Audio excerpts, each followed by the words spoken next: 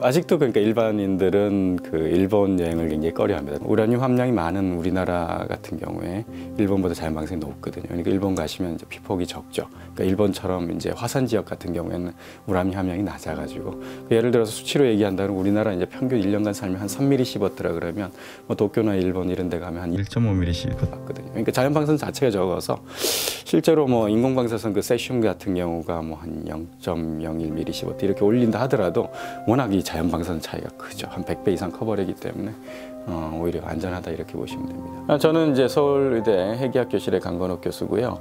저는 이제 암 환자를 진료를 하는데 방사선 동위원소 사용합니다. 방사선을 늘 이제 저는 이제 뭐 작업 종사자이면서 늘 이제 저 역시 이제 피폭을 이제 받고 있는 그런 상황이고 굉장히 미량이지만 극미량이지만요. 2013년부터 ICRP라고 이제 국제 방사선 방어위원회 이제 선출직 위원이 되었습니다. 우리나라에서 이제 지금 3분이 활동을 하고 있고요. 이거는 이제 전 세계 방사선 안전을 가이드라인을 만드는 그런 이제 권위 있는 국제기구라고 할 수 있습니다. 만약 일본을 걱정한다 그러면 오히려 뭐 독일이나 뭐 유럽, 오스트리아 또 이런 체르노빌 때문에 이제 북유럽 쪽은 많이 오염이 됐죠. 그러니까 이 북유럽을 걱정해야 됩니다. 왜냐하면 86년도에 체르노빌 사고가 한 30년 지났거든요. 그러면 아직도 거기에 세슘 한 반 정도 남아 있고 당시에 사실 이제 바람이 북유럽 쪽이나 알프스 쪽이나 이런 쪽에 가서 많이 오염이 됐거든요. 이제 우리나라 사람들은 이제 일본만 걱정하는데 실제로는 뭐 유럽도 뭐 비슷한 수준의 오염되어 있는 지역이 있다고 이렇게 보시면 됩니다. 네, 사람들이 이제 일본 정부를 믿지 못한다 이런 일본인 내에서도 일부 있고요. 우리나라 사람도 특히 그렇고요.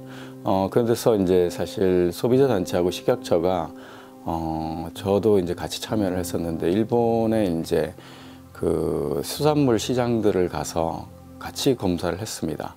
예를 들어서 이제 우리나라의 명태 수출을 가장 많이 하는 이제 홋카이도의 무로란이라는 항구에 저희도 갔었고요. 새벽에 들어가서 이제 명태잡이 하는 어선에서 바로 내려오는 거를 이제 우리도 구입을 하고 일본 수산청도 구입해가지고 측정을 같이 해봤죠. 같이 해봤더니 차이가 나진 않았습니다. 일반인들 중에서 가장 많이 선량을 받았던 사람들 다 측정을 했었어요. 할아버지 할머니 4분이 이제 상당히 높게 나왔는데 그분 중에서 이제 왜 높게 나왔냐면 자연산 버섯을 이제 세슘에 오염된 거, 버섯 같은 경우 특히 칼륨, 자연산 방사선도 많이 농축하지만 세슘도 많이 농축하고 방사선 양의 뭐 14만 베크렐이니까 굉장히 많은 양이 이제 나왔습니다. 보통 버섯이 킬로그램당 보통 자연 방사선이 한 2,000, 4,000 베크렐 이 정도 들어있거든요.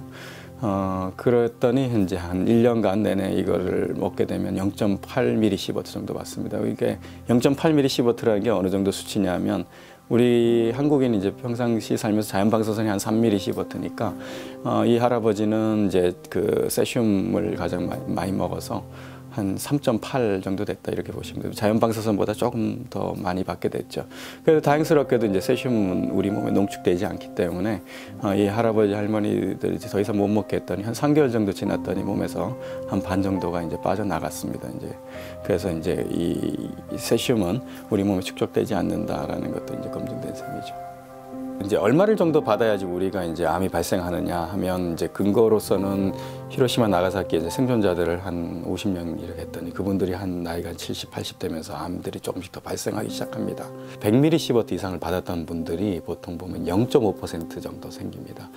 보통 이제 방사선 피폭을 안 받았던 사람들 뭐 이런 분들은 대략 한 25에서 30% 정도 암이 발생하거든요. 근데 이분들은 한 25.5%, 어떤 경우에 따른 30.5% 이렇게 이제 조금씩 뒤가 올라가는 거죠. 100mm 시버트를 넘어가면 암이 이제 비례해서 증가한다는 것을 잘 알려져 있거든요. 통계적으로 유의성이 나왔습니다. 근데 그 이하에서는 지금 아직까지는 검증되어 있지 않습니다. 방사선 피폭을 받지 않았던 그 사람들 대상으로 해보니까 어떨 때 그 사람들의 암이 더 높아버리는 거죠. 물론 이제 자연 방사선을 더 받았을 수도 있고 덜 받았을 수도 있고 뭐 이런 여러 가지 이유 때문에 통계적으로 유의성이 없어 버립니다. 그래서 이걸 안전하다라고 하는 또 지금 검증된 것도 없고 위험하다라는 검증도 없습니다. 그렇다 보니까 할 수 없이 이제 철학적으로 한 10mm 시버트는 100mm 시버트보다는 10분의 1 정도 위험하다 이렇게 이제 가정을 하죠.